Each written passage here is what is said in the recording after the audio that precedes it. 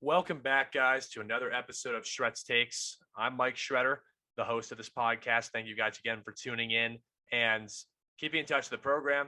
If you guys haven't checked out some recent episodes, I've been doing some stuff for this paper called The Amherst Student.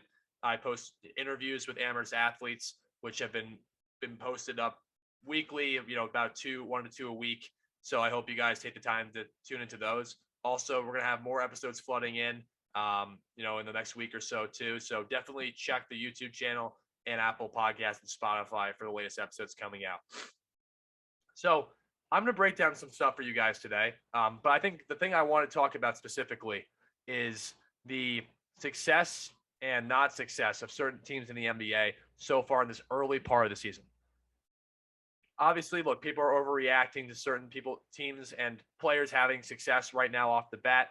If you look at just generally, right, if you look at the Eastern Conference standings, the New York Knicks right now are the number one seed at the moment in time in the East. Now, do I think that's going to last necessarily? I don't know, right? I don't know. I'm a huge Knicks fan. I love the way they've been playing so far, but I don't know, right? I mean, because, the Nets could figure it out because they still have James Harden and Kevin Durant. But I think the fact is you're looking at teams like the Lakers who are 2-3, the Suns are 1-3, the Nets are 2-3. Even just going down the line, I mean, the Bucks are 3-2. They're 7th seed right now. The Celtics are 2-3. The Wizards are 4-1. You look at the Timberwolves are 3-1, and the Kings are the 6th seed. And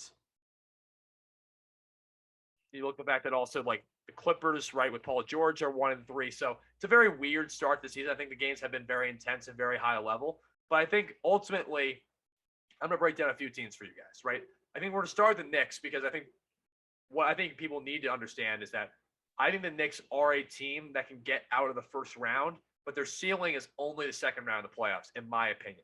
And the reason why I think that is because while I think they have a lot of great continuity, and look, maybe they can go farther, and I hope they do, because I think they have a formula to be successful. It's just that ultimately their talent, their top guys are not as good as the other teams in the Eastern Conference. Ultimately, the top teams. Giannis and Chris Middleton are better than Julius Randle and Kemba Walker, RJ Barrett, right? The big three on Milwaukee is better than the big three on the Knicks, right? If you look at the two best players on the Nets, right, arguably that's James Harden. Well, obviously the Nets is James Harden and Kevin Durant. But if you look at the Knicks, for example, right, the Knicks have Julius Randle and Kemba Walker, right? Those are probably your top two players. Then you can also sprinkle in maybe Evan Fournier and RJ Barrett to that equation, right? They're probably the Knicks might have a deeper team. But if you're looking at the fact that if James Harden and Kevin Durant play at their best, they're better than the Knicks. At this point, I would say the Knicks are a better team just because they're playing with better continuity. Harden has been terrible to start the season. Yes, right now, he's been really bad. But I think with the Knicks, it's important to note what they're doing well, right? This is exactly what they did well last year, but I think they're a deeper team and they have better production.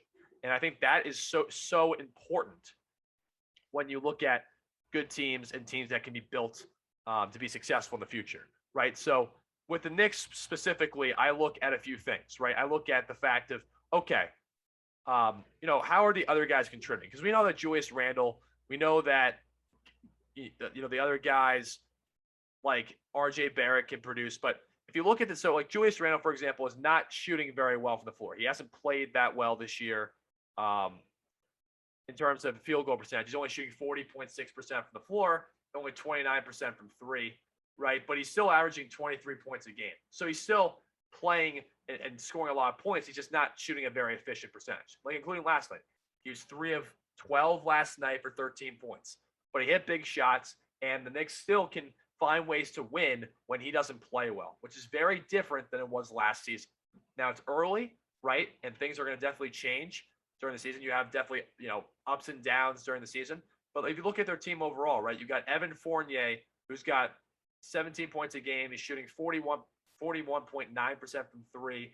You got Kemba Walker, who's shooting 49% from the floor and 58% from three. You got RJ Barrett, who's shooting you got Derrick Rose, who's shooting 54% from three, 48% from the floor. You got Obi Toppin, who's shooting 60% from the floor, averaging 8.6 points. You You have Mitchell Robinson, who shoots 80. Oh, look, he's shooting 86.4% from the floor, right? And so, what does this ultimately boil down to, right? Why am I saying, I'm excited about the Knicks and what they bring to the table?